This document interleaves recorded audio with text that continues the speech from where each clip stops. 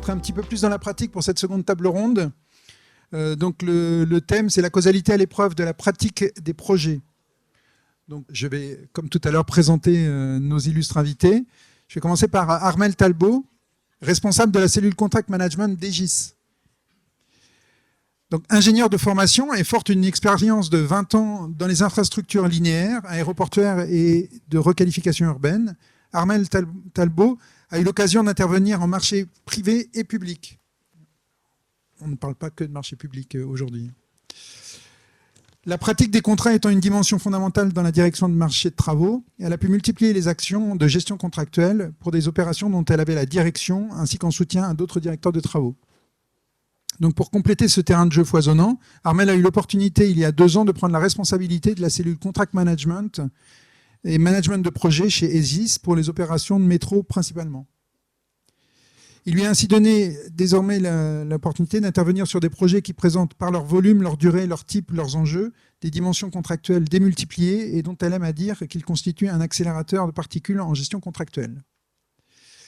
Alors, une petite note intéressante parce que de la part d'une maîtrise d'œuvre, c'est que précisément en France, le positionnement de la maîtrise d'œuvre au marché public a ceci de particulier que la gestion contractuelle exercée par la maîtrise d'œuvre est censée être pour le compte des maîtrises d'ouvrage en phase réalisation, mais aussi pour eux-mêmes. Donc ça donne une double lecture des enjeux contractuels. Nous avons aussi la chance d'avoir Corentin Daillot, responsable de la gestion des contrats chez Bouygues Travaux Publics. Corentin a commencé sa carrière en tant qu'ingénieur travaux, à l'époque déjà pour Bouygues Travaux Publics, sur un projet d'infrastructure ferroviaire en Afrique du Sud. Il a ensuite fait ses premières armes en gestion de contrat sur un tout petit chantier en Normandie, dans le nord du Cotentin, duquel on peut avancer qu'il y a eu un avant et un après en France dans la gestion contractuelle, dans le contract management. C'est le désormais célèbre EPR de Flamanville. La pratique de Corentin du contract et du claim management depuis presque 15 ans l'a ainsi amené à gérer plus globalement ensuite les contrats de la filiale nucléaire de Bouygues. Alors pour la petite histoire, Corentin et moi, nous sommes un temps régulièrement retrouvés de part et d'autre de tables de négociation et on se battait à coups d'analyse retard, chemin critique et autres notions de démonstration suffisantes ou pas des préjudices. Donc, ou suffisant. Je pense que Corentin et moi gardons de cette époque la complicité des gladiateurs qui sont sortis vivants de l'arène. Corentin a ensuite poursuivi sa mission sur chantier d'infrastructure ferroviaire en tant que responsable de contrat, risque et planning de l'un des lots du Grand Paris Express, avant de devenir responsable contrat du pôle travaux publics de Bouygues Construction, à l'appui de différents projets en France et à l'international. Xavier Leno, Xavier, expert de justice, expert retard et quantum chez Leno et Associés. Donc après une carrière réussie dans la gestion de projets industriels et d'aménagement urbain complexe dans un cabinet de conseil en gestion de projet, Xavier Leno a pris la direction de la planification et de la maîtrise des plans de charge chez Alstom Power Hydro Europe pendant 4 ans. Il a ensuite fondé en 2015 et il continue de diriger le cabinet Leno et Associés. Donc Xavier est, vous l'aurez compris depuis le 1er janvier 2024, et expert près de la Cour administrative d'appel de Paris et de Versailles de la fameuse catégorie E11.2, analyse de retard et mise en œuvre d'outils de planification. Donc là, on va vraiment pouvoir rentrer dans le plus concret. Ces domaines d'expertise, l'oil and gas, la construction, l'énergie, le transport, distribution électrique, traitement d'eau, traitement de déchets. Xavier est particulièrement actif, et je tiens à le souligner, à le remercier pour ça, dans le milieu associatif, entre autres au SCL, dont on a parlé, dont il co-anime la déclinaison française, pour faire avancer les réflexions et les outils sur les méthodes applicables, en particulier dans le contexte français. Il est également administrateur de l'ICM depuis sa création. Charles Nérac, avocat associé en charge du département d'arbitrage international de White & Case.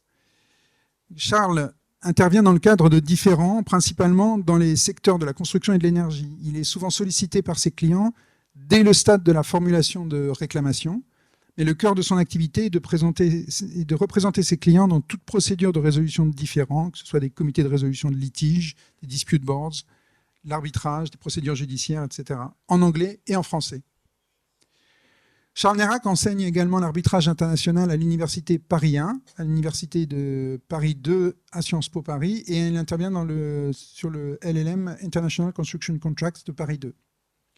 Il a participé en tant que membre du Task Group conjoint de la FIDIC et de l'Association internationale des travaux souterrains à la rédaction du livre Emerald Book, contrat type destiné à être utilisé pour les projets comportant une part significative de travaux souterrains.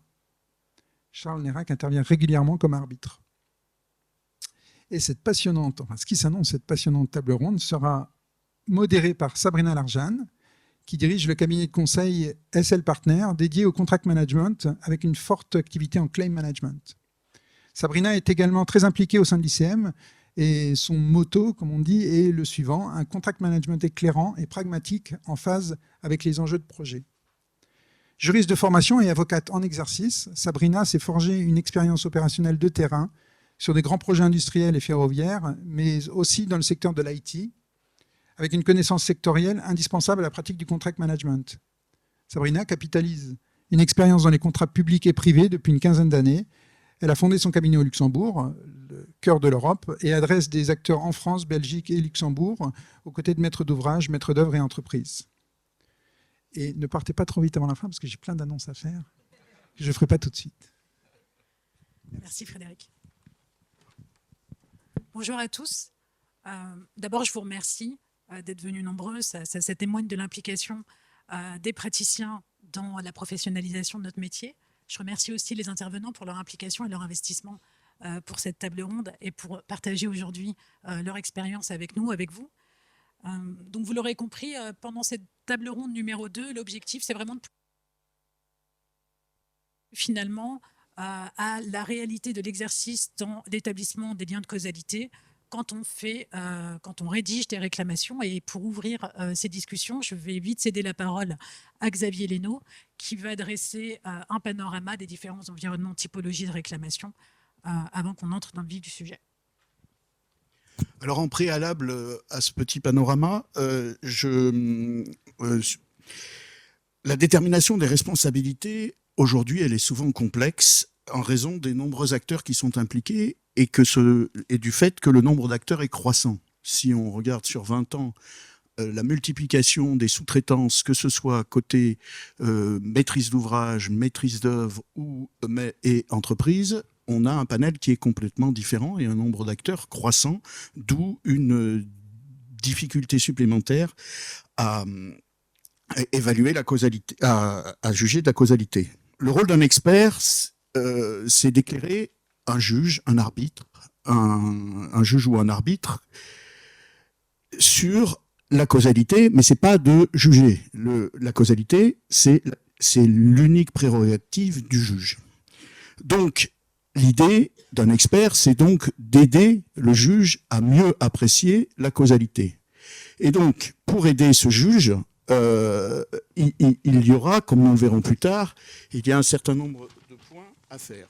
Alors, le problème n'est pas le même, évidemment, que nous soyons en grand projet de construction qui s'inscrit dans un cadre public, puisque nous allons obéir dans ce cas-là à la loi administrative. Et je crois que la première table, grâce à l'aide des intervenants, a bien différencié ces points-là. Ou alors à un petit projet privé, comme la construction d'une maison, sur lequel on peut aussi avoir des problèmes de retard et des problèmes financiers et d'évaluation du préjudice.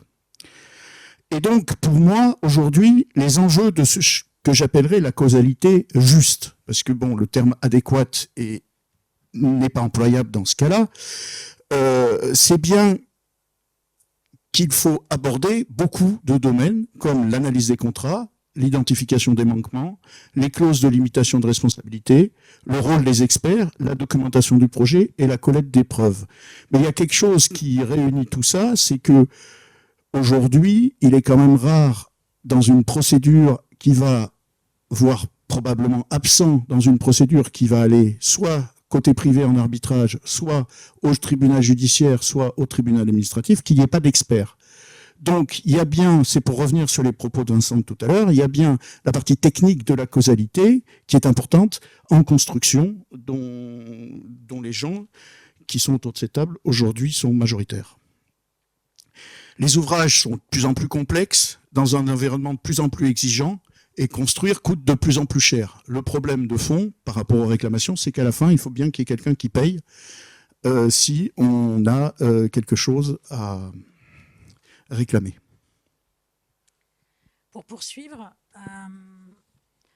on va déjà dresser le cadre parce qu'effectivement, on ne va pas s'intéresser à tous les environnements. Donc, vous l'aurez compris, on est plutôt sur des grands projets de construction. On va avoir une tendance à appuyer sur les grands projets qui sont soumis au marché public. Et on va peut-être passer un peu moins de temps sur tous les aspects planning qui ont largement été évoqués tout à l'heure par la table 1. Donc, on va commencer par évoquer finalement cette captation de la donnée en cours de vie du projet. Il faut bien commencer par quelque part. Donc, la preuve au soutien de l'exercice d'établissement de la causalité. Et Charles Nérac, à ce sujet-là, vous partagiez votre retour d'expérience, vos constats sur les grandes tendances? Oui, est-ce que ça fonctionne? Oui, très bien. Oui, une petite digression avant de commencer sur ce sujet-là. La question de la preuve est évidemment absolument essentielle et elle sera très différente en fonction des réclamations qui vont être poursuivies. Et ce n'est pas une surprise que les sujets planning fassent tellement l'objet de discussions au cours de ces deux tables rondes, même un peu moins sur la nôtre que sur la précédente, parce qu'évidemment, c'est là que les problématiques sont les plus complexes. Si on a, par exemple, une malfaçon, quelle qu'elle soit simple ou complexe, normalement, la problématique de causalité du préjudice ne devrait, en théorie en tout cas, pas être complexe. Il y a une malfaçon, il a fallu la réparer. Combien ça a coûté de la réparer? On comprend parfaitement, je dirais, ce qui s'est passé et le lien de causalité entre le fait générateur et le préjudice. C'est en matière de retard, effectivement, que les choses deviennent les plus compliquées. Et donc, je dirais que c'est un laboratoire particulièrement intéressant dans lequel on peut réfléchir parce qu'une fois qu'on a réussi à maîtriser les sujets sur ces questions-là, je dirais que les leçons pourront s'appliquer de manière beaucoup plus simple sur les autres types de réclamations. Je ferme la digression et j'en viens maintenant à la question. Donc j'ai eu la chance au cours de mes... ça fait à peu près maintenant, après quelques faux départs dans ma carrière, faux départs bienvenus parce que j'ai appris plein de choses. J'ai commencé à pratiquer en tant qu'avocat en matière de différends internationaux en 2001. Donc ça fera bientôt 24 ans. Et j'ai eu la chance de travailler principalement pour les entrepreneurs, mais aussi des maîtres d'ouvrage non seulement français, mais italiens, allemands, espagnols, turcs, chinois et d'autres. Et je dois dire que, avec quelques exceptions, par exemple, il y a 20 ans, quand je travaillais pour les entrepreneurs chinois, c'était vraiment un autre monde, dans le sens où les Chinois signaient le contrat, devant la photo, grand sourire. Après le contrat, on range le contrat dans un tiroir, personne, on s'en fiche. Et le projet, on le fait. La notion de réclamation était totalement secondaire. L'objectif était un objectif unique. C'était de finir le projet pour avoir après la belle photo de l'inauguration du projet. Tout ça a évidemment bien changé, en tout cas pour les grands entrepreneurs chinois. Et maintenant, ils sont devenus sophistiqués et savent très bien faire la réclamation. Mais sous réserve de ce type d'exception, je dois dire que moi, je n'ai pas perçu de véritable différence culturelle en termes de nationalité ou de continent. Il y en a peut-être, mais elles sont pour moi pas remarquables. En revanche, il y a des grosses différences culturelles d'entreprise à entreprise. Et c'est là qu'on voit des cultures d'entreprise complètement différentes, y compris en France. Et évidemment, je ne vais pas mentionner de nom, mais même si on pense aux plus importants entrepreneurs, dont un évidemment est brillamment représenté sur ce panel, on voit des différences considérables entre celui-là et d'autres. Et Corentin peut-être voudra en dire quelques mots tout à l'heure. Je ne vais pas m'avancer sur le sujet. Mais c'est là qu'on voit, je crois, véritablement des différences sur la manière dont, en cours de projet, les project managers vont s'intéresser à ce qui pourrait se passer par la suite, les réclamations qui pourraient venir à l'avenir, qui se préparent évidemment en cours de projet. Et là, je parle de quoi? Je parle tout simplement du réflexe qu'il faut avoir face à un événement, face à une situation, de se dire, est-ce qu'on a les outils en place pour aller effectivement enregistrer des manières les plus variées qui existent ce qui se passe. Ça peut être les rapports, évidemment, qu'on va mettre de manière journalière ou hebdomadaire ou mensuelle, interne, externe. est-ce que tous ces outils sont en place, oui ou non? Et il est surprenant, je trouve, de voir chez certains entrepreneurs en particulier comment cette fonction est totalement sous-développée. Et quand je dis la fonction, je ne parle pas nécessairement de procédures complexes qui vont s'appliquer à chaque projet. Voilà, on passe par A, B, C, D. Parfois, ça peut être ça, mais ça peut être très différent. Ça peut être tout simplement le réflexe. Et évidemment, c'est un réflexe qui est, je crois, au cœur de tout le travail de cette association, de cet institut, c'est effectivement avoir ce réflexe de gérer le projet de manière à pouvoir, le moment venu, avoir à sa disposition toutes les preuves nécessaires à pouvoir montrer justement la causalité d'un fait générateur entre le fait générateur et le préjudice. Et juste un petit mot, et après je vois que Sabrina me regarde en me disant maintenant tu peux te taire, donc un petit mot et après je m'arrête. Il y a eu, je trouve, une évolution très intéressante en France, en tout cas dans les 20 dernières années que j'ai vues. J'ai l'impression qu'il y a 20 ans, en tout cas, je voyais chez les ingénieurs français une compétence parfaite pour gérer ce genre de choses, mais un appétit assez moyen. Je crois peut-être que dans la formation des ingénieurs français, on aime concevoir des ponts, les formules mathématiques compliquées, avoir quelque chose de magnifique, de très élancé, trouver la formulation de béton à laquelle personne n'a pensé. Mais la gestion de projet, c'est vulgaire. Hein, ça, non, ça, c'est pas un sujet qu'on veut vraiment. On va certainement pas l'étudier à l'époque dans les écoles d'ingénieurs. Et ça, c'est quelque chose qu'on laisse à d'autres. Je reconnais que je force le trait, mais à voir l'expression de certaines personnes dans la salle, j'ai l'impression que je ne le force pas tant que ça.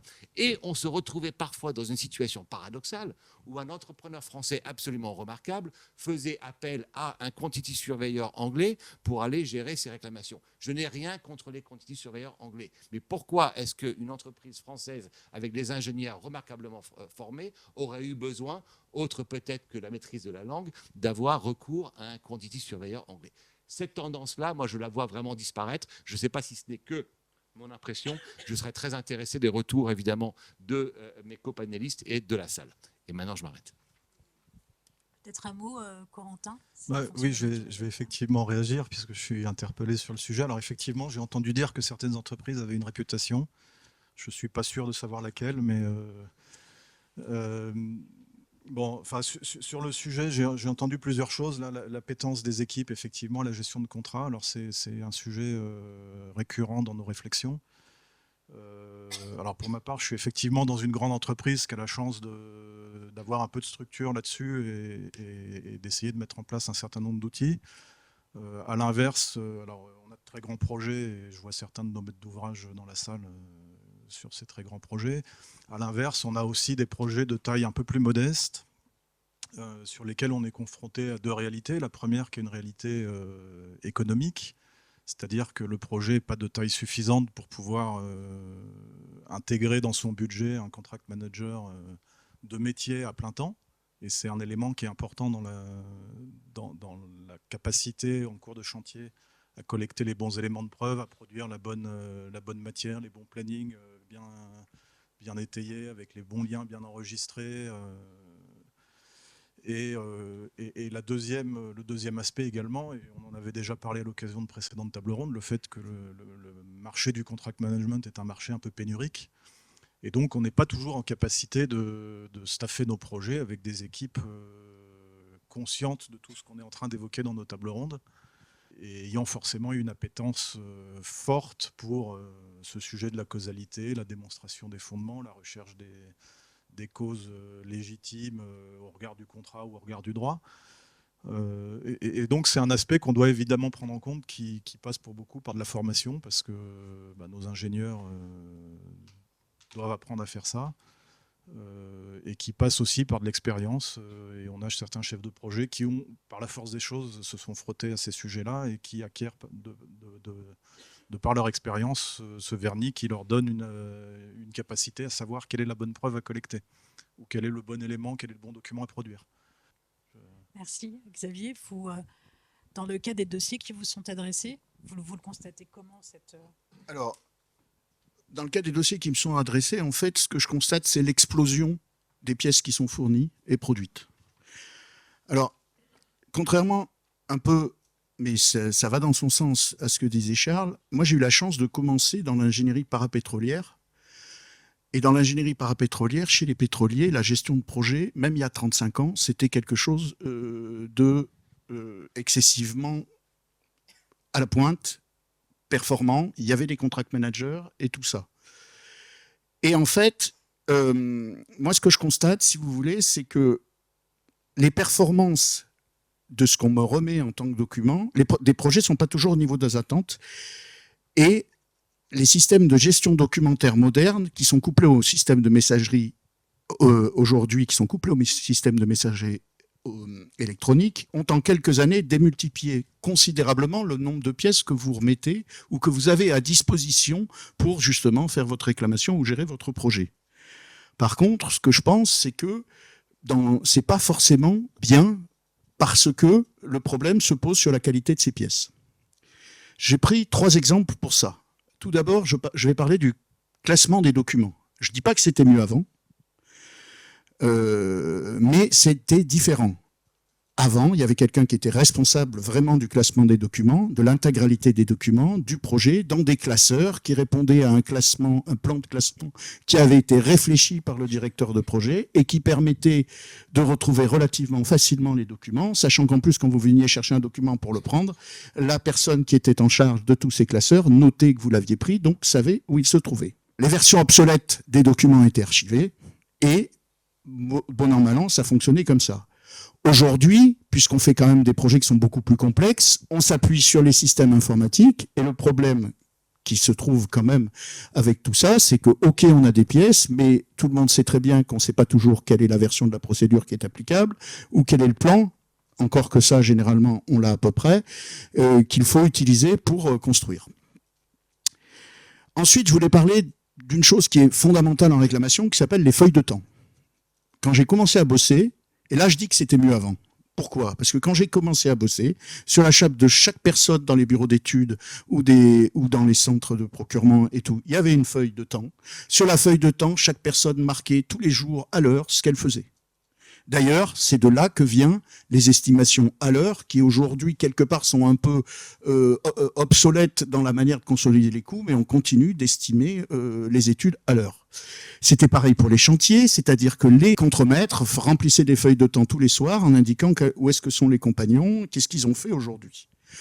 Aujourd'hui, c'est quand même ce traçage du temps réalisé pour chaque tâche est quand même beaucoup plus approximatif et on a eu tendance à généraliser les choses. Qui dit donc généraliser, dit trouver moins facilement les informations nécessaires pour prouver notamment tout ce qui est lié aux perturbations, parce qu'en fait, on ne sait pas vraiment ce que les gens ont fait. On sait qu'on a passé plus de temps, ça c'est sûr. On sait à peu près sur quoi, mais on ne sait pas vraiment. Et enfin, ce que je voulais parler, c'était des modifications.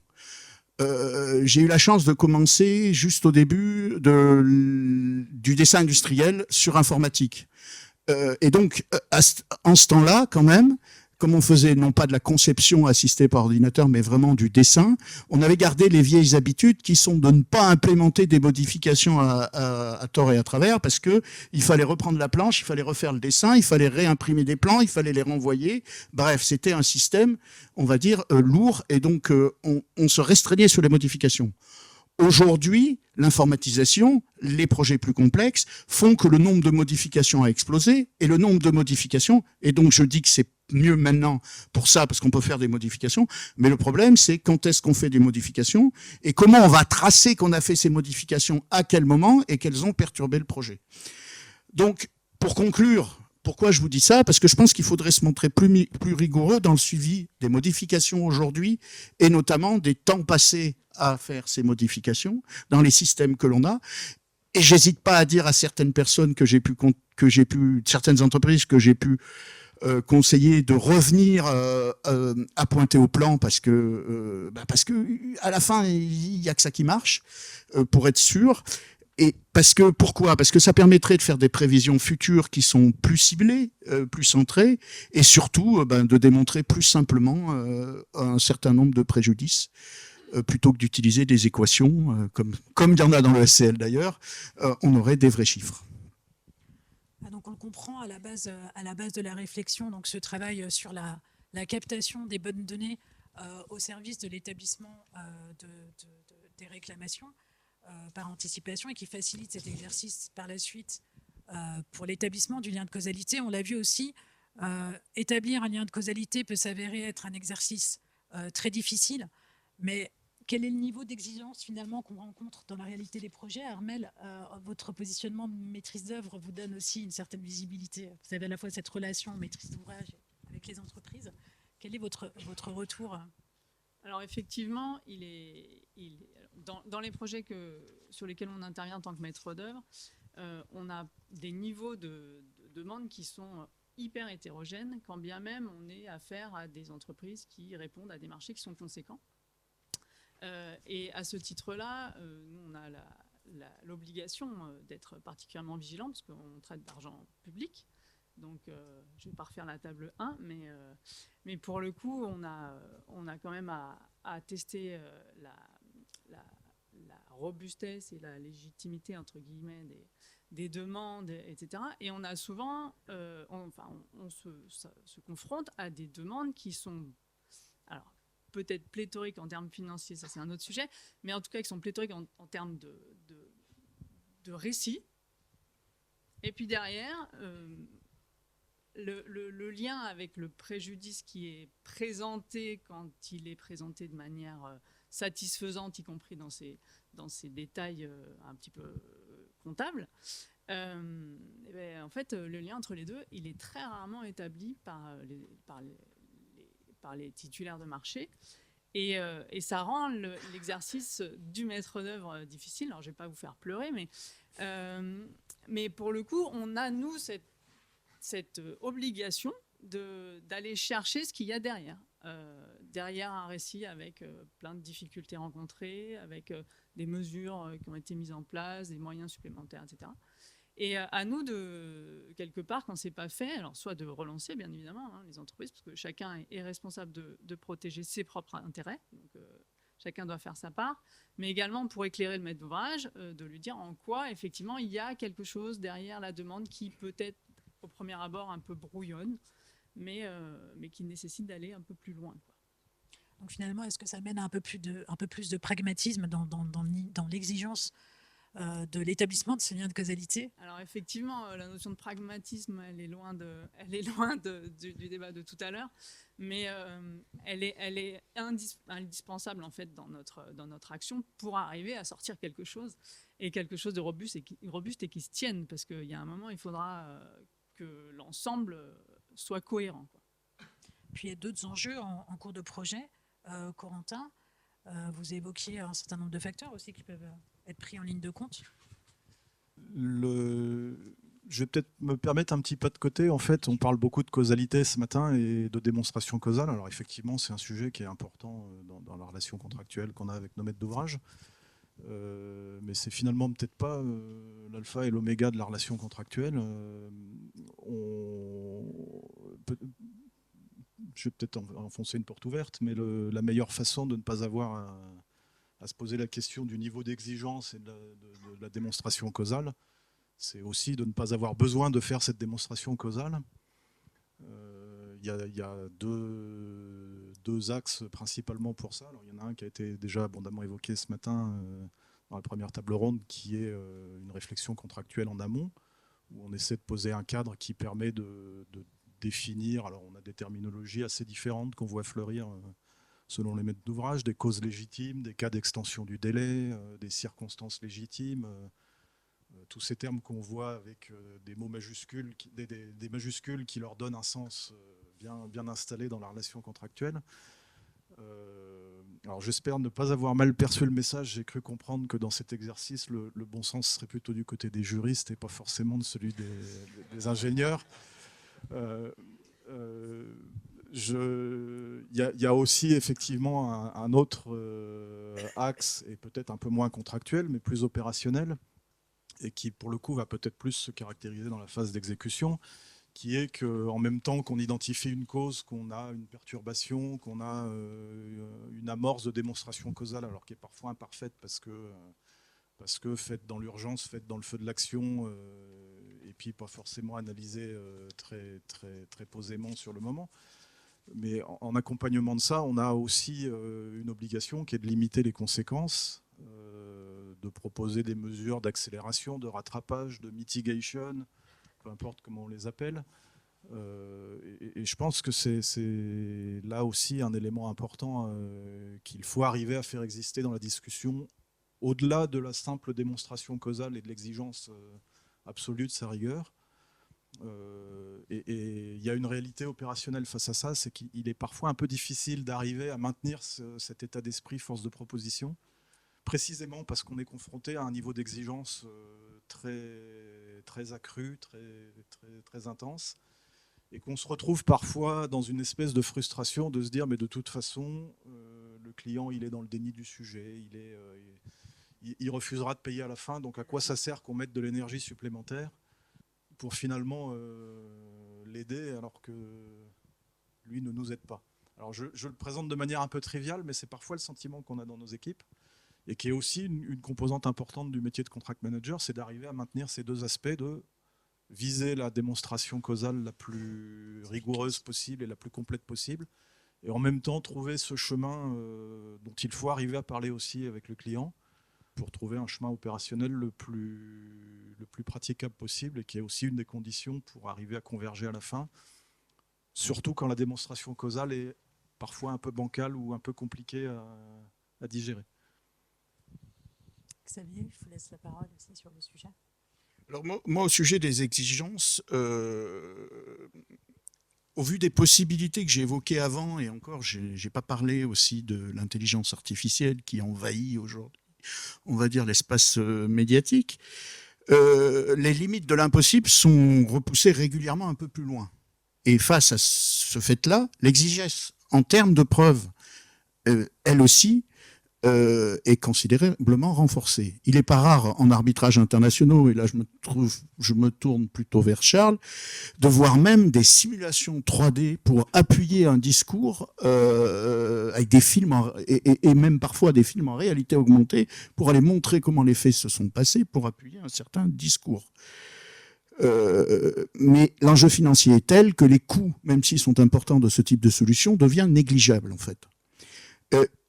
Or, pour moi, il y a quand même une petite chose à rappeler, c'est une digression, mais cette exigence, c'est une conséquence à mes yeux du fait que les coûts de construction ont notablement augmenté et qu'on n'a plus de financement pour ça.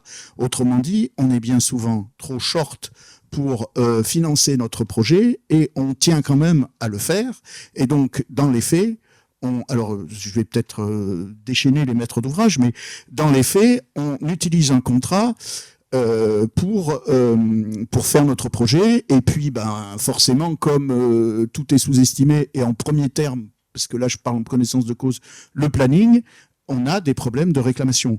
Donc je reviendrai un peu sur ce que il faut aussi arrêter de quelque part devenir raisonnable en amont dans ce qu'on va glisser dans nos contrats. Enfin, il n'est pas rare, quand on arrive, le nombre croissant d'intervenants est aussi préoccupant quelque part. Il est quand même pas rare dans les expertises, en tout cas celles sur lesquelles je suis amené à me pencher, soit en tant que conseil, soit maintenant, depuis peu de temps, en tant qu'expert de justice. Le nombre, alors de par la fameuse jurisprudence dont vous parliez tout à l'heure, la table 1, le nombre d'intervenants impliqués autour de la table au tribunal est de 10 à 15 entreprises, quoi. Vous vous retrouvez à devoir donner les responsabilités, enfin, aider le juge, à donner les responsabilités, qu'on soit bien clair, c'est pas à moi de le faire, mais il y a 15 personnes qui interviennent. Donc, c'est complexe. Donc, l'exigence en termes de causalité et de preuves qu'il y a derrière ça, elle suit. Je voulais plaider pour ma paroisse pour finir, parce qu'on a beaucoup parlé de retard. J'aimerais bien que, en règle générale, à quelques exceptions près, on arrête avec les plannings de parce que cet outil, le planning, est quand même pratique pour aller chercher les causalités des retards. Même s'il y a un débat qu'on n'a pas abordé, mais j'aborderai très légèrement là, la dernière chose que je voulais dire, c'est qu'il y a quand même une grosse différence entre le planning contractuel qui matérialise les engagements des parties et le planning de suivi du projet, et que cet écart-là est une des parties majeures des problématiques de choix de méthode. Voilà. Charles, si vous voulez voulais bien prendre la parole. On avait évoqué aussi en miroir un peu le niveau de qualité, parce qu'on parle beaucoup du niveau d'exigence, mais il y a aussi la qualité de ce qui est produit aujourd'hui, en tout cas dans les entrants que vous recevez. Oui, moi, j'évoquais ça un petit peu tout à l'heure. Moi, je vois vraiment de manière générale une montée en gamme. Effectivement, le mot professionnalisation a été mentionné et moi, je l'observe certainement. Et je crois qu'il y a en réalité une convergence de différents facteurs, cette professionnalisation pour commencer, et aussi peut-être une augmentation des enjeux. Moi, j'ai l'impression qu'il y a plus de gros projets aujourd'hui qu'il y avait par le passé. Enfin, on voit beaucoup plus de réclamations de montants significatifs. Et comme le disait Xavier, à partir du moment où les montants en jeu sont importants, évidemment, on donne une attention particulière des deux côtés de la table à ce qu'il faut faire pour soit que la réclamation fonctionne ou alors, au contraire, la rejeter. Donc voilà, une convergence de facteurs qui fait qu'effectivement le niveau de qualité, répondant au niveau d'exigence d'ailleurs, a augmenté. Et je crois que on est parfois d'ailleurs dans l'erreur, je crois, parce que on se retrouve dans une situation où parfois on recherche presque une forme de preuve absolue. Alors qu'évidemment, dans aucun système, même je dirais en matière pénale, on n'est jamais dans la preuve absolue. Le standard de preuve au pénal est très très élevé. Au civil, il est plus bas. Hein. On cherche, si on commence par la fin du processus, si on se retrouve devant un juge, devant un arbitre, alors il y a différentes expressions qui sont utilisées dans différents systèmes, mais ce sont des variantes du concept d'intime conviction. L'intime conviction, c'est quelque chose qui est peut-être très éloigné de l'absolu. Et là, je reviens, moi, ça m'avait frappé, comme toi, Corentin, le débat ce matin, Vincent, que j'ai le plaisir de connaître, s'interroge sur la pertinence du bon sens et même ce que signifie le bon sens. Charlotte rebondit sur le sujet et on pourrait s'attendre à autre chose d'une avocate. Effectivement, en tant qu'avocat, c'est pas le bon sens. Mais non, et je ne peux qu'être d'accord avec Charlotte et je vous rassure, ce n'est pas un réflexe corporatiste, je promets. Je suis d'accord avec elle à 100%. Le bon sens est absolument essentiel. Et je relie là ce concept de bon sens à l'intime conviction que j'évoquais auparavant. Et donc, effectivement, si on place la barre trop haut, on finit par avoir des efforts qui vont être faits, y compris les formidables films 3D que Xavier évoquait, pour arriver à une forme de preuve absolue qui est évidemment absolument impossible, alors qu'il ne s'agit que d'aller c'est déjà beaucoup, d'emporter l'intime conviction du décisionnaire, que ce soit le membre d'un comité de résolution des différends, que ce soit un arbitre, que ce soit un juge. Finalement, à quel moment on arrive à se dire, et je me tourne encore une fois vers vous, mais aussi vers Armel, que l'exercice a été réalisé et que c'est le moment de passer la balle à l'autre partie, que c'est suffisamment satisfaisant? Peut-être que très brièvement, effectivement, c'est un concept qui, je trouve, pas suffisamment utilisé. Et c'est depuis que j'ai la chance d'avoir des cheveux blancs et que donc j'ai commencé à être nommé arbitre que je me suis rendu compte de l'importance de ces concepts de charge de la preuve. Et à quel moment est-ce qu'on peut considérer, là c'est un débat éminemment juridique, mais avec des conséquences pratiques énormes, à quel moment est-ce qu'on peut considérer que la charge de la preuve a été suffisamment déchargée par la demanderesse et donc va passer la main à la défenderesse d'aller apporter la preuve contraire. Ce sont des sujets qui sont, je trouve, et là je me tourne vers Charlotte, peut-être que son expérience est différente de la mienne, extrêmement rarement évoqués par les parties dans leur dossier. Alors que ce sont des outils absolument essentiels aux décisionnaires. En tant qu'arbitre, il n'y a quasiment pas un dossier où, au moins à un moment ou à un autre, on ne va pas avoir recours à ces concepts pour se dire « Ok, on a assez délibéré sur le sujet, on en est là, ça nous suffit largement ». Mais si les parties elles-mêmes avaient plus ce réflexe de se poser la question de savoir, bon d'abord, qui a la charge de la preuve? Alors c'est toujours sous-jacent, mais en réalité, et ça rejoint le thème de la preuve absolue que j'évoquais auparavant, les enjeux sont tels qu'effectivement, on va voir les deux parties se précipiter pour essayer de tout prouver au niveau maximal. Et on le comprend. Quand les enjeux sont importants, c'est évidemment parfaitement compréhensible. Mais dans le raisonnement, néanmoins, il est utile, je dirais même il est indispensable, d'aller impliquer cette logique de bon, qui a la charge de la preuve et à quel moment est-ce que cette preuve a été suffisamment remplie, à quel moment est-ce que c'est à l'autre partie d'aller prendre le relais pour apporter la preuve contraire. Merci. Pour rebondir sur la preuve absolue, il y a la preuve impossible en fait. Parce qu'effectivement, il y a un moment, comme il y a une espèce de jeu de ping-pong, il est nécessaire pour l'une des parties d'aller potentiellement rechercher la faute de l'autre. Sauf que l'autre, il n'a aucun intérêt à lui mettre à disposition les preuves. Et donc, en fait, on peut, comme ça, des fois, tourner indéfiniment et ne pas aboutir. Et après, la question est, alors peut-être il faut regarder les choses en faisant un pas de côté. Et puis après, Charles parlait énormément d'arbitrage parce que c'est des opérations qui effectivement arrivent à des degrés où ça requiert des tiers pour avoir une analyse qui arrive à trancher. Pardon.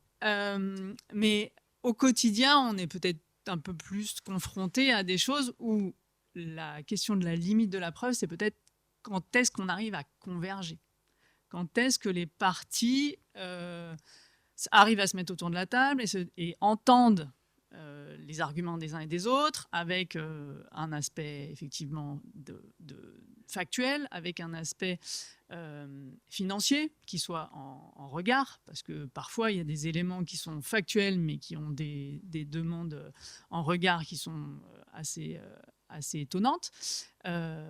Et je pense que ça peut faire partie aussi des éléments qui donnent un niveau où, quelque part, c'est satisfaisant. On a parlé aussi, on a évoqué finalement d'une typologie de réclamation, les global claims, ça a été légèrement évoqué lors de la table 1. Je vais laisser la parole à Corentin et à Charles Nérec sur le sujet, mais là c'est un exercice qui met en difficulté finalement cet établissement du lien de causalité, en tout cas qui l'affaiblisse.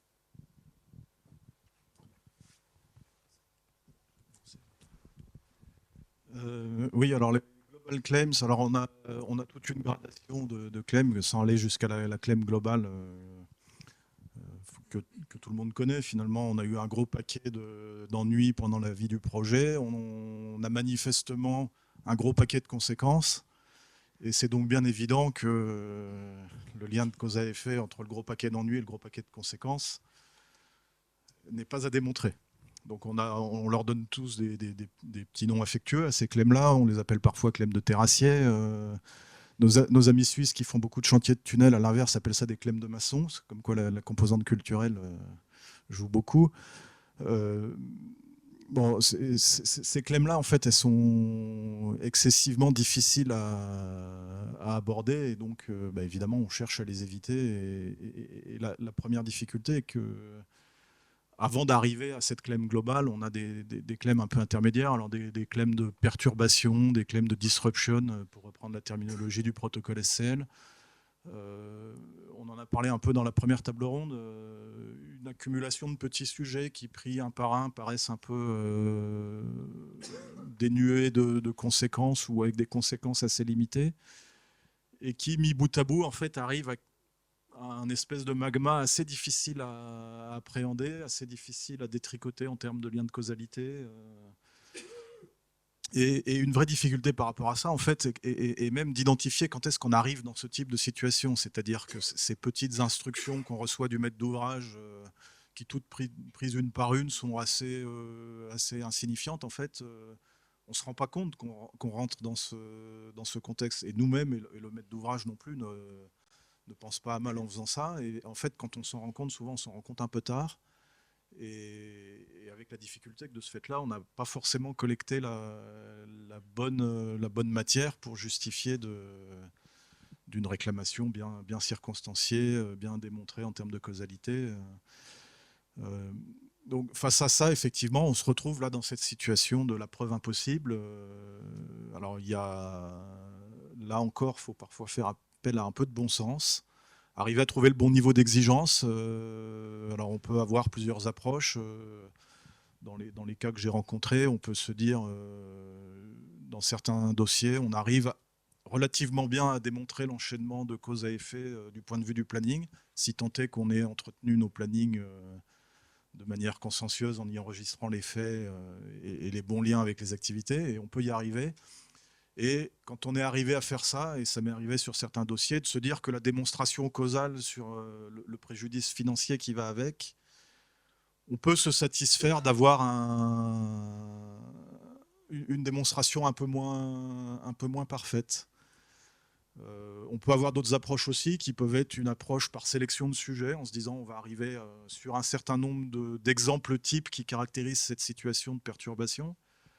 De se dire si on prend 2 ou 3 petits sujets et qu'on arrive à montrer que ces 2 ou 3 petits sujets, les uns imbriqués avec les autres, caractérisent une situation où il est difficile de mesurer toutes les conséquences cumulées et arriver à l'illustrer sur quelques exemples, arriver à se dire qu'il peut y avoir une forme de généralisation qui est acceptable. Alors c'est un chemin à trouver évidemment dans la discussion avec le client, qui n'est pas toujours évident. On y arrive de temps en temps et on a certains contextes où je crois même certaines jurisprudences en Suisse qui reconnaissent cet état de fait que la preuve parfaite n'existe pas forcément et que si le juge arrive à acquérir une relativement bonne conviction, qu'il y a une bonne raison d'indemniser, on peut laisser l'appréciation de l'indemnisation avec un peu plus de souplesse si la démonstration causale est imparfaite. Merci. Charles, peut-être sur le même sujet. Corentin a tout dit et l'a très très bien dit. Juste, à mon sens, la global claim ou total cost claim, claim de maçon, claim de terrassier, je vois ça comme une forme d'aboutissement extrême en fait des difficultés qu'on évoque. C'est un petit peu en désespoir de cause. S'il n'y a pas d'autres méthodes possibles pour prouver la cause, là c'est un petit peu le joker qu'on va sortir. C'est à la fois un joker et un va-tout, puisque les chances de succès sur ces réclamations sont généralement assez minces. Et la question qu'on peut se poser, c'est est-ce qu'elles sont minces à tort ou à raison? Parce qu'effectivement, la logique fondamentale d'une global claim, c'est qu'on va prendre l'état de fait qui est qu'il y a eu toutes sortes d'événements ayant eu certaines conséquences. On n'est pas en mesure d'aller prouver événement par événement quelles sont les conséquences de l'événement. On va partir du principe que les conséquences ont été causées par ce groupe d'événements. Et donc, en prenant le point de départ, par exemple, le montant qui devait être dépensé d'après l'offre de l'entrepreneur et le montant qui a été dépensé en réalité, on fait une soustraction et boum, tout ça donc est pour la pomme du maître de l'ouvrage. Et dans un contexte comme celui-là, il est assez facile, même généralement très facile pour le maître d'ouvrage. C'est comme un théorème. Si on trouve un seul contre-exemple, le théorème tombe. Et bien là, le maître d'ouvrage, il suffit qu'il aille prendre dans tout ce magma d'effets, d'aller montrer que un seul des effets a en réalité été prouvé par autre chose que les causes invoquées par l'entrepreneur, et toute la démonstration tombe. Et la question qu'on peut se poser, c'est est-ce qu'il est juste que toute la démonstration tombe? Et là, on revient, le mot bon sens, je crois qu'on l'a tous maintenant mentionné au moins une ou plusieurs fois, on revient, je crois, à cette question du bon sens. On revient à cette nécessité, effectivement, d'aller emporter l'intime conviction du décisionnaire. Et à mon sens, la validité d'une global claim doit s'apprécier à l'aune de ce bon sens, à l'aune de cette intime conviction qu'on a besoin de susciter. Et il y a certaines circonstances où je suis absolument convaincu que ce type d'approche, quand il n'y a pas d'alternative, doit être utilisé et doit pouvoir être accueilli de manière peut-être un peu plus libérale que ce qu'on voit aujourd'hui par des décisionnaires. Il y a un autre paramètre qu'on a évoqué et qui a aussi été abordé par la première table, c'est la temporalité du projet. C'est le moment où finalement on adresse l'exercice de réclamation et qui va venir aussi influencer la manière de réaliser l'exercice. Corentin, si on peut passer le micro à Corentin. Oui, alors désolé, je vais être obligé de reparler un peu d'analyse planning, puisque c'est intimement lié à la temporalité. Il y a un premier aspect, effectivement, qui est impacté par ce sujet de à quel moment est-ce qu'on fait l'analyse. On en a parlé un peu tout à l'heure, c'est le choix de la méthode d'analyse. Alors on a évoqué toutes les limites de l'analyse prospective, du fameux planning mérité, qui, quand on le mène sur plusieurs années, peut amener à des choses qui sont complètement décorrélées de la réalité du chantier finalement. À l'inverse, les approches un peu rétrospectives, collapse as built ou autres, ont peu le même biais, c'est-à-dire que quand on veut analyser 5 ans après les faits, dans l'autre sens, on se retrouve en enlevant les événements les uns après les autres à reconstruire un chemin critique qui n'a finalement pas grand-chose non plus à voir avec la réalité du chantier. Donc, pour moi, une fois qu'on a dit ça, une approche un peu meilleure est sans doute de tenter d'analyser les choses au plus proche du moment de leur survenance, d'arriver à faire des analyses un peu plus basées sur le chemin critique contemporain, sur des analyses par fenêtre. Donc on ne va pas rentrer dans le détail des méthodes d'analyse, mais l'idée de se dire que plus on fait l'analyse au moment des faits, plus on a de chances d'avoir des éléments de faits qui vont étayer cette analyse, qui sont pertinents et cohérents avec une réalité prouvable, justifiable et qui vont contribuer de ce fait-là à la robustesse de la démonstration causale. Un autre élément, évidemment, c'est que quand on traite les sujets au moment de leur survenance, on en a tous une bonne mémoire et en général, on a plus de facilité à retrouver les éléments de preuve. Et à l'inverse, quand on attend la fin, et ça arrive parfois, et c'est souvent assez douloureux, plus on attend, en fait, ce que l'on constate d'expérience, c'est que le niveau d'exigence devient de plus en plus élevé. Il y a une bonne raison à ça, en fait, c'est que si on se place dans la position extrême, on a terminé le chantier et on veut régler une réclamation planning, un préjudice important qu'on a subi sur le projet. En fait, on n'a plus aucune, et ça rejoint ce que je disais tout à l'heure sur les leviers opérationnels, c'est qu'on n'a plus aucun levier opérationnel finalement pour limiter le préjudice. Et donc le seul enjeu pour le maître d'ouvrage va être de limiter le quantum, et le seul enjeu pour l'entreprise, je caricature un peu volontairement, mais va être de tirer le plus la couverture à lui, parce que finalement, c'est sa dernière chance de concrétiser un résultat financier acceptable pour son projet. Donc tout ça, ça doit nous amener, je pense, à réfléchir, et ça a été évoqué également tout à l'heure, à quels outils on doit mettre en place pour arriver à régler les choses plus en cours de chantier. Le CRD a été évoqué avec toutes les questions qui se posent de est-ce que son avis il s'impose aux parties, est-ce qu'il est juste consultatif, est-ce qu'il s'impose provisoirement.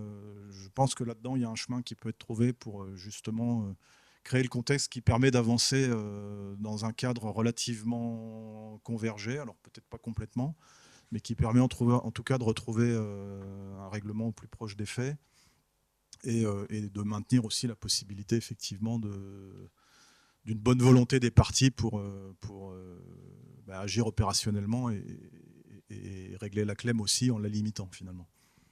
En parlant d'outils, qui est finalement complètement voué à la volonté des parties, on a le contrat, des clauses qui par avance prévoiraient des méthodes spécifiques qui seraient figées dans les contrats. Peut-être votre retour d'expérience, Xavier et Armelle, sur ce type de clause, à votre avis ? Alors moi, je fais partie des experts retard qui sont quand même plus inspirés par les Américains que par les Anglais. Alors, la première raison, c'est parce que j'aime le rugby, et donc les Anglais sont les Anglais. Mais bon, plus sérieusement, je trouve que l'approche américaine, en termes d'analyse de retard, on va dire, qui utilise des plannings, est plus aboutie. Mais je suis un petit peu, déloyal avec nos amis anglais, puisque, en fait, je considère que le protocole du SCL est plus un manuel de gestion de projet, alors que les les recommandés de practice de la ACE dont parlait Vincent tout à l'heure sont clairement faits pour... c'est un manuel d'autopsie planning. D'ailleurs, c'est précisé au début du manuel. Et ça décrit précisément les méthodes, ce que ne fait pas le SCL. Mais donc, j'ai quand même acquis avec tout ça la certitude que les méthodes doivent être choisies en fonction du contexte global, qu'il soit technique, contractuel et autres, et que donc on choisit sa méthode en fonction de ce qu'on doit démontrer et du résultat que l'on veut avoir, mais du résultat causal qu'on veut avoir, et pas le contraire. Et donc en fait, on va pas prendre une méthode parce qu'elle nous avantage. On va prendre une méthode, non mais les gens le font, on est d'accord, mais c'est pas le but. Donc, pour moi, c'est une mauvaise idée d'imposer une méthode d'analyse dès le départ, parce qu'elle peut se retrouver au moment donné où on en a besoin, la mauvaise méthode pour traiter le problème qu'on veut traiter. Voilà. Effectivement, la fausse bonne idée de mettre des clauses trop précises de comment on va régler quoi, parfois ça peut clairement se retourner contre, à mon avis, celui qui a pensé avoir une bonne idée. Mais sauf qu'il n'est plus là pour le voir. Et le problème, c'est s'il continue d'essaimer. Après, pour le coup, peut-être on reboucle avec ce qui a été proposé tout à l'heure, de mettre en place une instance de discussion ou un mode de discussion. Parallèlement, et en contradiction avec ce que je viens de dire précédemment, c'est pas forcément une méthode très précise, mais en tout cas de donner peut-être une notion de délai, enfin de forclusion par rapport à présenter des sujets, parce que Corentin le disait, présenter des sujets tout à la fin, alors déjà c'est désagréable, je pense, quand on les reçoit. En même temps, c'est pas très productif, et puis les leviers ne sont plus là. Donc, connaître les sujets et en mesurer leur potentielle ampleur au fil de l'eau, ça paraît quand même plus intéressant. Donc, en ce sens, pourquoi pas des clauses? Par contre, qu'elles ne soient peut-être pas trop précises, pour éviter aussi, tout à l'heure vous parliez de shopping de clauses, bah après on a ça, c'est alors dans quel cas je me situe et lequel est le plus intéressant. Ah tiens, puis ça c'est marrant parce que je peux être dans 2 cas, donc s'il y en a qui ne marchent pas, ce sera pratique, je serai dans l'autre. Voilà, c'était un peu la vision que je pouvais partager sur cette idée. Mais du coup, gardez le micro parce qu'on va peut-être parler aussi de la subjectivité, puisque finalement, chaque partie raconte son histoire, chaque partie a un point de vue à défendre et va utiliser les outils qu'elle va considérer être les plus adaptés pour défendre ce point de vue. Comment on arrive à apporter un peu plus d'objectivité dans ces échanges-là? Est-ce que vous avez des... Alors, effectivement, l'objectivité, ou en tout cas peut-être un peu de recul sur les faits, c'est parfois, alors au sein des équipes opérationnelles, on a souvent, en général, on parle de son chantier, son projet, son client.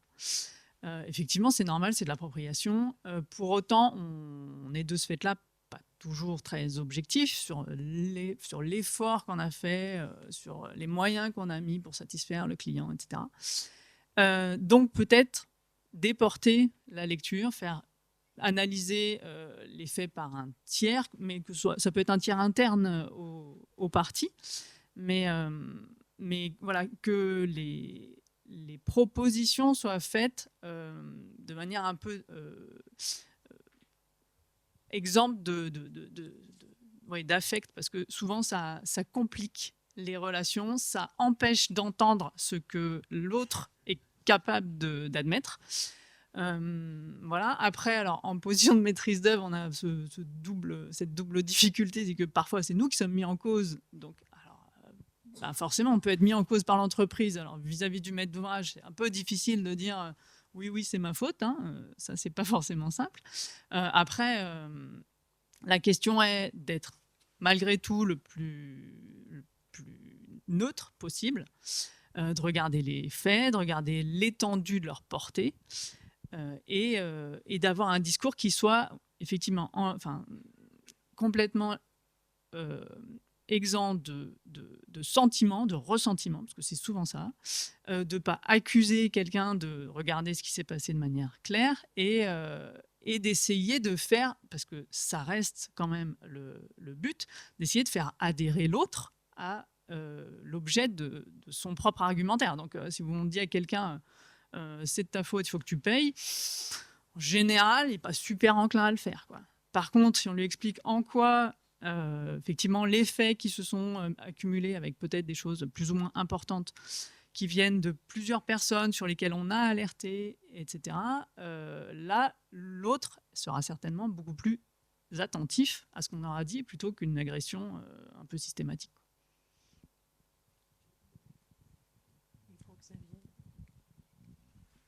Oui, tout d'abord, excusez-moi, je vais faire une petite digression. J'ai obligé de préciser une chose sur le sujet précédent pour la clause. Ce qui peut être très important, c'est que si vous avez choisi une méthode qui met mal en valeur les concomitances, et que même si la concomitance absolue n'existe pas, il y en a beaucoup sur votre projet, vous allez être mal si vous avez imposé une méthode. Il vaut mieux imposer des systèmes de traçage. D'ailleurs, quelque part, les évolutions contractuelles vont là-dessus. Si je ne parle pas du dernier FIDIC, mais quand même, c'est important. On a imposé des systèmes de traçage à l'intérieur du contrat de manière à pouvoir, au moment donné, faire les analyses qu'ils font et résoudre les problèmes plus vite. Voilà. Alors, à titre personnel, je pense que pour dégager de l'objectivité, il vaut mieux modéliser un peu que ne juger que sur les faits. Je m'explique. Il est quand même relativement facile quand on est un expert, notamment en la matière, je ne veux pas dire un expert de justice et tout, mais un expert dans la matière, de raconter du bullshit avec les faits. C'est quand même, et c'est un sport national chez certains, et avec succès, bien souvent. Pourquoi ? On en oublie un critique, ou alors on en corrèle des faits, et corrélation n'est pas raison, de manière totalement abusive. Et ça, c'est quand même très très fréquent dans les analyses qu'on peut lire aujourd'hui ou dans les réclamations contre lire. A contrario, je pense que quand on a modélisé, il est plus difficile de raconter du bullshit. Pourquoi ?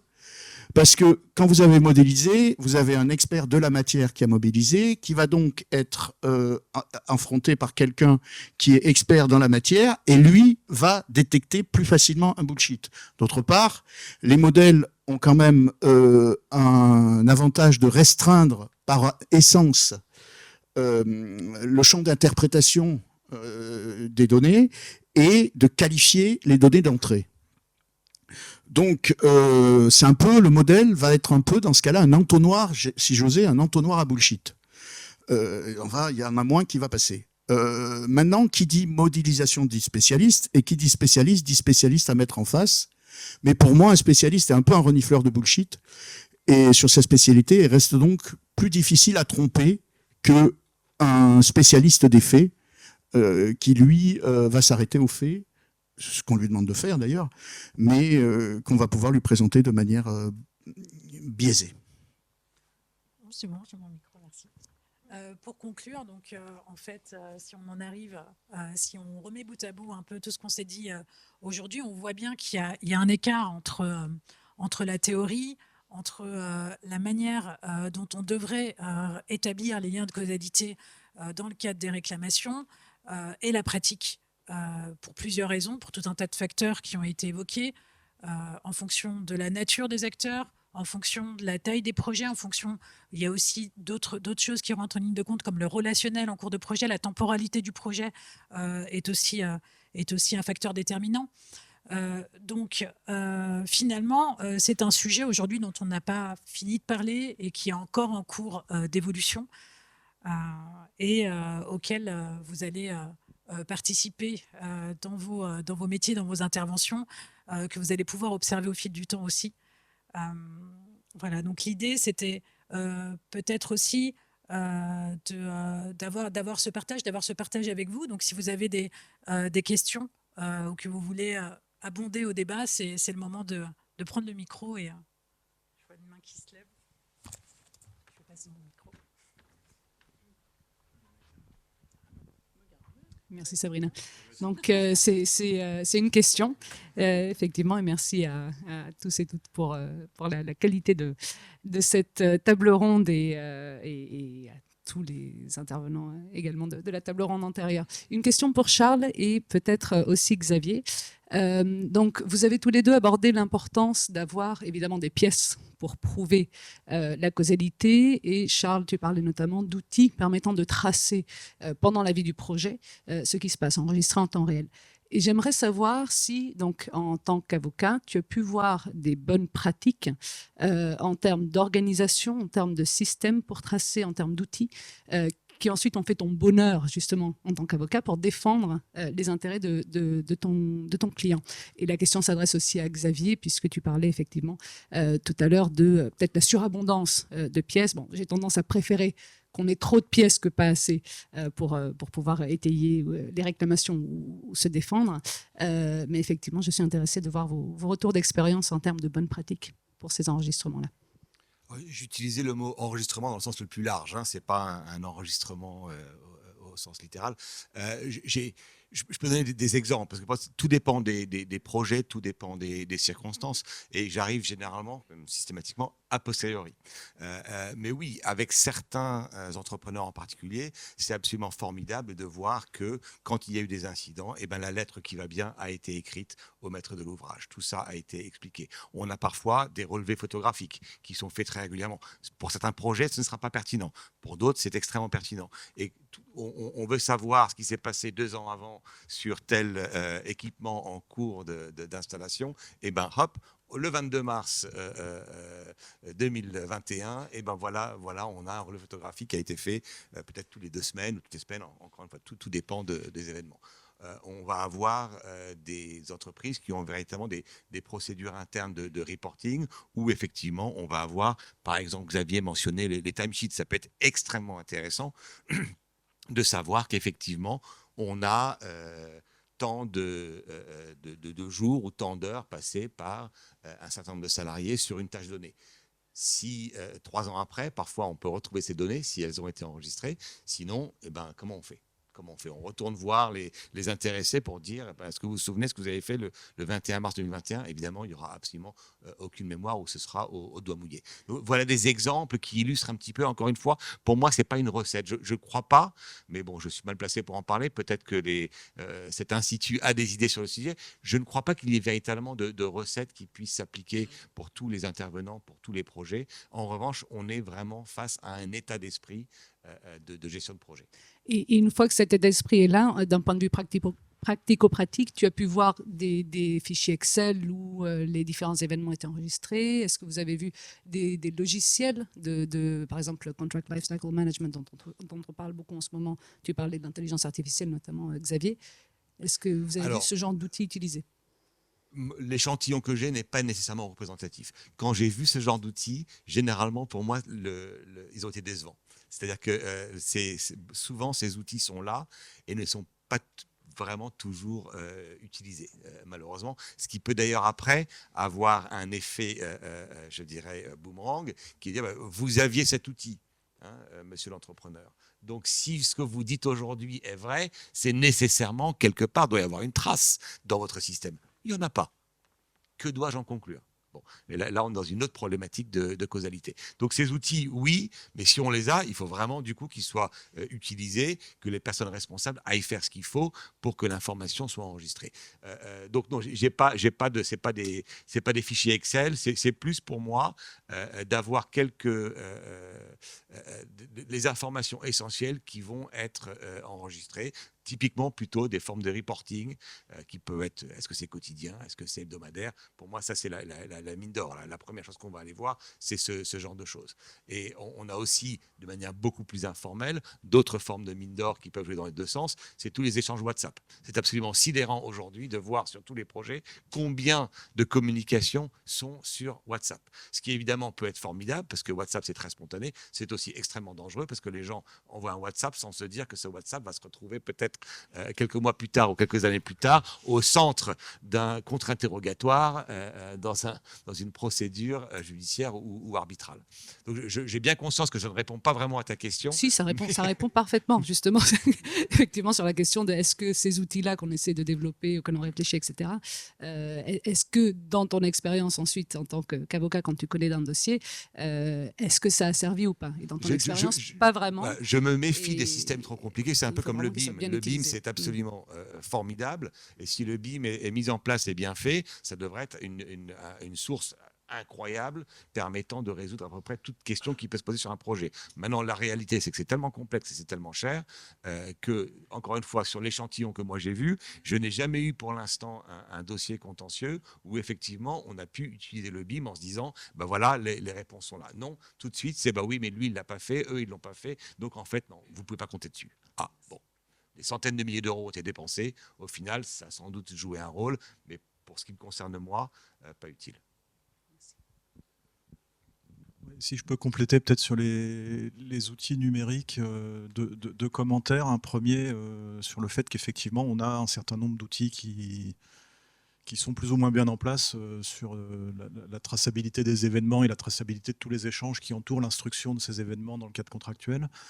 Alors je ne vais pas faire de pub pour des éditeurs précis, mais en particulier dans le monde anglo-saxon, dans des cadres contractuels NICI où on a un formalisme très cadré sur et même j'appelle ça moi de l'administration du contrat, c'est-à-dire qu'on a quelque chose de très procédurier avec des étapes à ne pas manquer et qui sont bien souvent encadrées par des forclusions d'ailleurs. On a des outils qui existent et qui marchent très bien, qui permettent de collecter toute la preuve, qui sont des espèces de des outils de super jet, de super gestion documentaire où on enregistre tout ce qui se rattache à l'événement et l'outil est préformaté pour suivre les différentes étapes de l'instruction et parfois même avec un aspect très collaboratif puisque le client lui-même et l'ingénieur qui ont tous les deux un rôle à jouer dans l'administration du contrat peuvent avoir un accès à l'outil et enregistrer eux-mêmes leurs inputs dans le processus. Et un deuxième élément sur les outils numériques, et je vais m'arrêter là, je vois que le premier rang, le timekeeper est en train de faire signe. On a de plus en plus, sur des gros projets notamment, beaucoup de données à analyser. Je pense en particulier aux données de creusement de nos tunneliers. Alors on a des pistes de réflexion sur comment est-ce qu'on peut utiliser des outils numériques pour analyser toute cette donnée et arriver le plus rapidement possible à fournir une explication ou une interprétation de ce qui peut se passer à l'interface entre la machine et le terrain. C'est un work in progress, il y a beaucoup de travail à faire là-dedans et avec évidemment une difficulté qui est que ces outils sont nouveaux et que les amener comme élément de preuve ou comme élément d'explication, ça nécessite aussi que le client arrive à s'approprier l'outil et arrive à en comprendre la pertinence et à se faire une idée finalement du fait qu'il peut être légitime comme un élément pour étayer une réclamation finalement. Oui, je voulais juste ajouter un mot. Toujours, je plaide pour ma chapelle. Mais le planning bien mis à jour au cours du projet, dans lequel on trace les événements de retard, l'effet générateur de retard et tout ça, est un superbe outil déjà de base pour les réclamations, qui sont souvent des réclamations pour indemniser du retard. Voilà, c'est tout. Donc, ça veut dire confier ça quand même à des gens d'expérience et pas uniquement à des jeunes qui sortent de l'école et qui savent se servir du logiciel. C'est tout. Quelqu'un d'autre a une question, c'est le moment. Donc non, en fait, Yann nous dit d'arrêter. Un grand merci pour cette deuxième table ronde.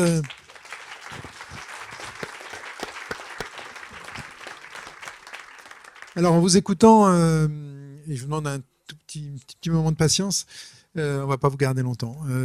En vous écoutant, je me disais, mais est-ce qu'avec ces deux tables rondes, on a fait le job et on a répondu aux questions? Donc au début, je me dis c'est un peu mitigé parce que c'était passionnant, on a vu plein de problématiques, plein de complexités, plein de choses, on a appris plein de choses, et puis on se dit, mais qu'est-ce qu'on fait avec tout ça?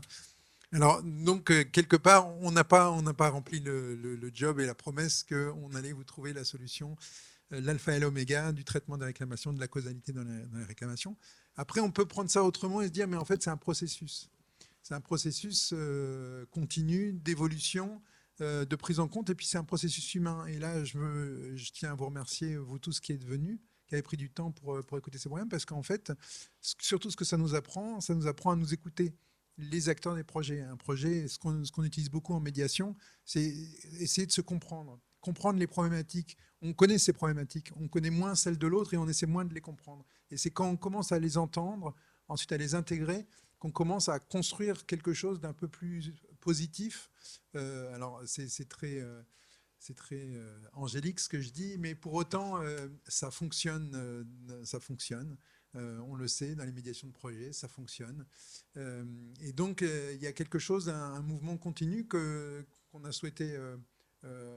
auquel l'ICM a souhaité participer, c'est de se dire il faut qu'on mette les gens autour de la table et qu'on se parle plus pour comprendre un petit peu les uns et les autres. Voilà, on parle d'un projet, on croit qu'objectivement un projet c'est une chose et qu'on est tous là pour la même chose, mais évidemment que non, on n'est pas tous là pour la même chose, on a tous des intérêts différents.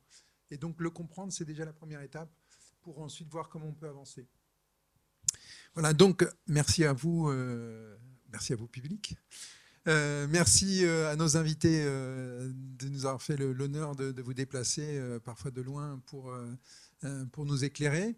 Un grand merci aux modérateurs, un grand merci encore une fois à Ryan, à Charlotte, à Sabrina, à la fois pour leur temps et puis pour leur investissement, pour faire avancer les choses. Et puis un grand merci à l'équipe qui est derrière pour organiser, pour faire les étiquettes, organiser le café, etc. etc. Avant de vous lâcher, Ryan, est-ce que tu peux... je voulais vous annoncer quelques petits éléments. Alors, le vendredi 4 avril,